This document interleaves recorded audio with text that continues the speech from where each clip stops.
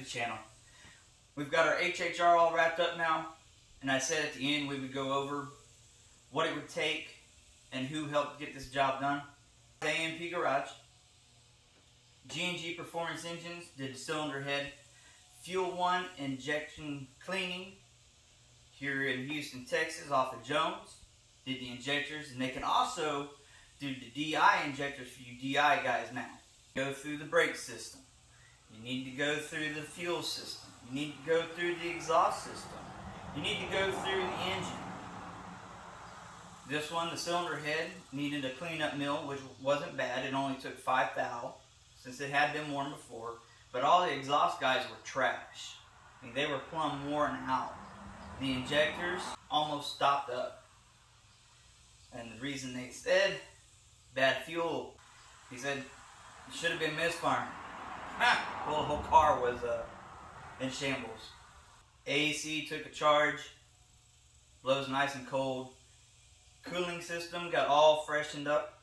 Water pump, radiator, upper and lower hoses, thermostat, new reservoir, just to make sure that everything was flowing properly and efficiently.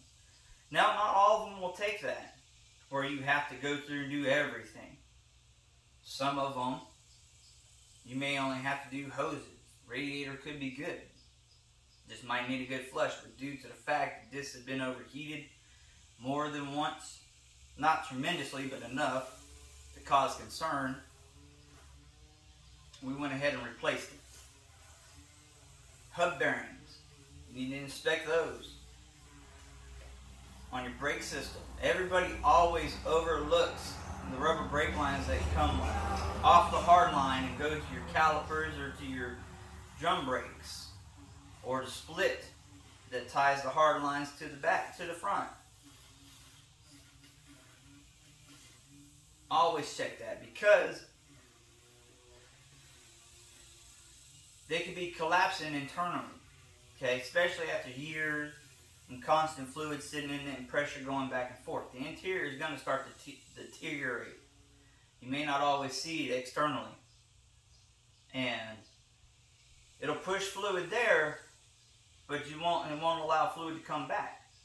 Well, if it doesn't allow fluid to come back, that keeps what? Pressure applied in the caliper or in the drum on the shoe, which causes dragging, premature failure, and can also cause a lockup condition. Well, that right there is safety. Don't skimp out on safety. CV axles, maybe, maybe not. Depends. Are they making noise, or how's the boot? You got to inspect all that stuff. If the transmission is a high mileage, leave it alone. Unless you're going to go through and do a complete full rebuild, as long as you can get parts, because so much is discontinued for this, leave it alone. Unless there is a maintenance history on it, is where it has service intervals. If there's no service intervals, do not change that fluid, especially if it has high mileage. It will die on you. It may not be that day, it may not be a few days, it might not be a week, it may not even be a month before it dies. High mileage transmissions do not last on a fluid and filter change. All the stuff that was keeping it working is inside, you just took it all out. Put good oil, quality oil. Don't put the cheap stuff. They all have a temperature range where they need to work. So don't try to put no low rate thermostat in there where the oil's never gonna reach its peak potential of operating temperature and does what it's supposed to do. That will kill your motor and bearings way sooner than what it does when it runs at normal operating temperature. Make sure you have good flow across your AC condenser. You know, especially down here in Texas, no one wants to sweat to death. We don't have the bat wing windows no more, you know, the good old days. But that's what it takes.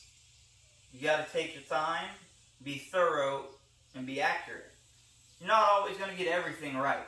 out the gate. Nobody's perfect. But you need to look at enough data to where you can make the best decision to move forward. Otherwise, it's just a crapshoot in the wind. And why would you do that? You're not out there to take advantage of people, unless you're just a crook and a piece of garbage.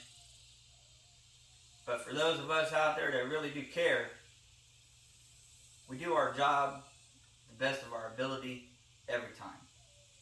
And don't forget to put Loctite where Loctite should be. A lot of that gets overlooked. It's little things. And Gene at Busy Bee, we'll be seeing him today. Tame this beast down since it's got so much horsepower now. If y'all caught the little story clip. Sounds like a little rice burner ready to take on a Honda Civic and eat it for lunch. Maybe we'll move up to a Mitsubishi. That Eclipse might get it though. But all in all, it's done. It's only got one readiness monitor left, and it'll be able to get inspected and go on down the road. So if there's a project you need to get going again, if you need heavy line general work, heavy line consists of your exhaust system, all your suspension components, transmission pull, replace, engine pull, AC diagnostics, electrical diagnostics. Do offer mobile service. Please keep me in mind. So thank you for tuning in. Have a fantastic day. Like and subscribe so y'all can keep up on the notifications. We'll be having a Dodge 1500 up in here next. Diagnosing it. Thank you for all the support, and I appreciate each and every one of you guys. And I'll catch you down the road.